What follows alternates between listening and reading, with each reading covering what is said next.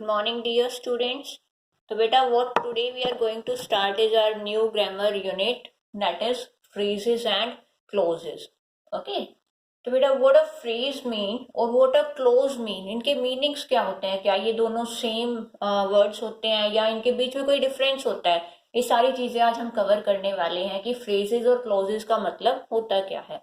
तो देखो बेटा, आप अगर मैं आपके सामने ये सेंटेंस लिखती हूँ, माई बेस्ट फ्रेंड, है ना, कि मेरा बेस्ट फ्रेंड, तो क्या ऑफ कोर्स आप मुझसे एक्सपेक्ट करोगे कि मैं आपको उसके बारे में कुछ और भी बताऊं, है ना, कि मेरा बेस्ट फ्रेंड क्या आया है या कैसा है या कौन है, कुछ उसके बारे में आप एक्सपेक्ट करोगे मुझसे और ज्यादा इंफॉर्मेशन. अगर मैं सेंटेंस लिखती हूँ John is my best friend, है ना, कि जॉन मेरा बेस्ट फ्रेंड है, तो यहाँ आपको कंप्लीट सेंस नजर आ रही है कि हाँ जॉन मेरा बेस्ट फ्रेंड है. ओके. अगर सपोज मैं इसकी जगह माई बेस्ट फ्रेंड की जगह यहाँ पर लिखती हूँ अ रेड कार. ओके, अ रेड कार. क्या रेड कार? आपको फिर से कंप्लीट सेंस नहीं मिली. ओके. अगर मैं इसके आगे लगा दूं कि this is a red car, now you get a complete sense कि हाँ ये एक रेड कार है. तो ये जो अधूरे सेंटेंसेस आपके सामने थे, सेंटेंसेस भी नहीं कह सकते हम इनको, my best friend, a red car, ये बेटा फ्रेजेस होते हैं. Okay, why these are phrases? Because they don't have any subject or verb combination.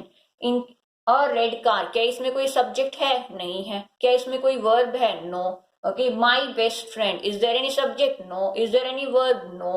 Okay, तो कोई subject verb combination हमको इन दोनों में नहीं दिखाई दिया. So this is a phrase. Okay, and opposite to this is a clause, that means which has a subject also and a verb also. जहां पर हमको सब्जेक्ट वर्ब का कॉम्बिनेशन मिलेगा, that is known as a close.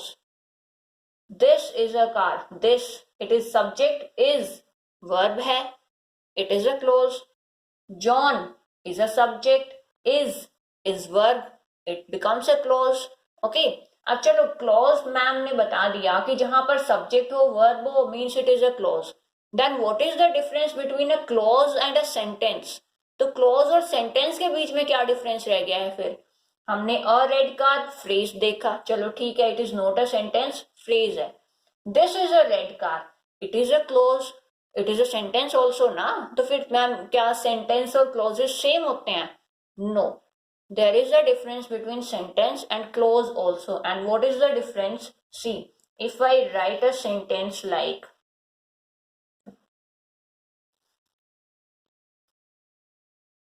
when he saw me, when he saw me, तो देखो बेटा, he is a subject, saw is a verb. Here subject and verb are there. When he saw me, I said a subject verb combination, wherever you get it becomes a clause, है ना. when he saw me, जब उसने मुझे देखा, क्या हुआ आगे? आपको सेंटेंस क्लियर नहीं है ना, मतलब आगे कुछ और भी है. इट्स इनकम्प्लीट सेंस, आपको पूरी सेंस नहीं मिली, but still it is a clause. लेकिन ये क्लोज है, क्यों है? क्योंकि मेरे पास यहाँ पर सब्जेक्ट और वर्ब का कॉम्बिनेशन है, तो it is a clause. And if I add here I was playing when he saw me, कि मैं खेल रहा था जब उसने मुझे देखा. अब आपको कंप्लीट सेंस मिल गई, हाँ, कि जब उसने मुझे देखा तो क्या हुआ था. Okay. So now it becomes a sentence. So this is the difference between a sentence and a clause. Okay. Of course, a sentence we call a structure a sentence when it has got subject plus verb. है ना, कि जहां पर भी हमें subject और verb मिल जाती है वो सेंटेंस होता है, and it gives a meaningful sense. Okay. But clause is also a structure where you get subject and verb but need not give you a meaningful sense. लेकिन यहाँ जरूरी नहीं होता कि आपको meaningful sense मिले. So this is the difference between clause and a sentence, and I think you got the difference between phrase and clause also. ठीक है. तो what a phrase is, it is a group of words which has no subject verb combination. For example, the sports car, कोई subject नहीं है, कोई verb नहीं है। To watch movie, verb है लेकिन सब्जेक्ट नहीं है, तो it's not a subject verb combination. Okay, on the table preposition है, सब्जेक्ट नहीं है, वर्ब नहीं है, so it's not a clause और sentence. So these are phrases. Okay, these are phrases. And what a clause is? A group of words which has subject verb combination, है ना। जैसे कि हमने पहले एग्जाम्पल्स में देखा कि वो ग्रुप ऑफ वर्ड्स जहां पर हमें सब्जेक्ट वर्ब कॉम्बिनेशन मिलता है। ओके, चलो, what a basic difference between phrase and clause is clear to you, I think. अब आ जाओ क्लोजेस के टाइप्स पर कि how many types of clauses are there. See, we have two types of clauses overall. ठीक है, two main types of clauses. Clauses are divided into two main categories, and what are they? Independent clauses and dependent clauses. Independent and dependent clauses.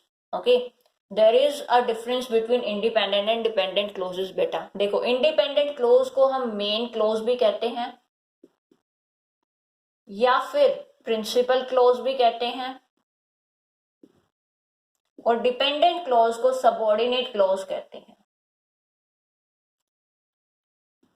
Okay, independent clause को main clause या principal clause भी कहा जाता है, dependent clause को subordinate clause also we call. Okay, so what is the difference between an independent clause or dependent clause, or how you will identify in a sentence ki which part of sentence is independent clause or which part is dependent clause? I'll tell you ki dekho, suppose a sentence is written here like he was sleeping when I entered the room. ठीक है, देखो बेटा, जो independent clause होगा it will give you full meaning, वो आपको full meaning provide कराएगा, जबकि this will give you know sense. Of course close है, सब्जेक्ट होगा, वर्ब होगा अपना, लेकिन सेंस नहीं देगा। बट इंडिपेंडेंट क्लोज जो होगा वो सेंटेंस ही, मान लो कि एक सेंटेंस भी कह सकते हैं हम उसे, कि वो आपको पूरी सेंस देगा, उसे किसी और क्लोज की जरूरत नहीं होती है अपनी सेंस कंप्लीट करने के लिए। Okay, for example this is a sentence, he was sleeping when I entered the room. Look at only this part, he was sleeping, वो सो रहा था। अगर मैं आपको बताती हूँ कि he was sleeping, it is a complete sentence, है ना, it's giving you a full sense. See, subject is there, verb is there, helping verb, this is main verb. ठीक है, subject is there, verb is there, and it's giving you full sense. Okay, कि he was sleeping, वो सो रहा था, आपको किसी और sentence आगे कुछ और जानने की जरूरत नहीं है। बट आगे एडिशनल इंफॉर्मेशन गिवन है, when I entered the room। अगर आप सिर्फ इस पार्ट को ना देख के आप सिर्फ इसको देखोगे कि when I entered the room, subject is there, verb is there, close तो है, but it is subordinate close, dependent clause, है ना। When I entered the room, क्या हुआ, सेंस नहीं मिल रही ना पूरी, इसके साथ कंबाइन होने पर इसे सेंस मिल रही है। That means it is a subordinate clause and that is your main clause, principal clause. कि जो क्लोज हमारे डिपेंडेंट होता है अपना मीनिंग कंप्लीट करने के लिए, उसे हम कहते हैं सबऑर्डिनेट क्लोज। लेकिन जो अपने आप में ही कंप्लीट है, इंडिपेंडेंट है, उसे किसी दूसरे क्लोज की जरूरत नहीं है अपना मीनिंग कन्वे करने के लिए, उसे हम कहते हैं इंडिपेंडेंट मेन या principal clause. Okay, I think the difference is clear to you. Okay, will discuss more examples, more आगे फर्दर टाइप्स टुमारो।